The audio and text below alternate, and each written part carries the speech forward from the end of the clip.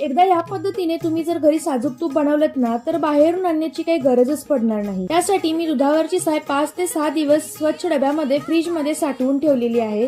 ही साय एका भांड्यामध्ये काढून घ्यायचं, त्यामध्ये थंड पाणी घालायचं आणि अशा प्रकारच्या ब्लेंडरच्या सहाय्याने किंवा तुम्ही मिक्सरच्या सहाय्याने सुद्धा करू शकता।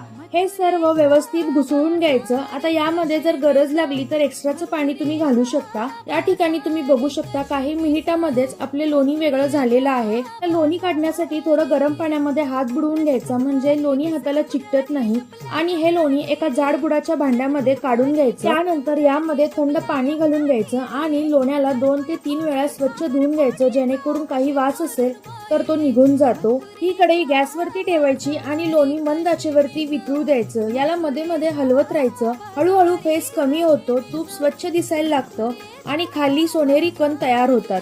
एक सुंदर सुगंध आला आणि तूप सोनेरी रंगाचं झालं की गॅस बंद करायचा।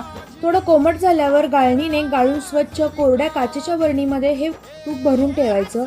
अगदी घरचं असं बनवलेलं साजूक तूप चवीलाही अप्रतिम लागतं आणि रोजच्या जेवणाची चव अनेक पटीने वाढवून टाकतं।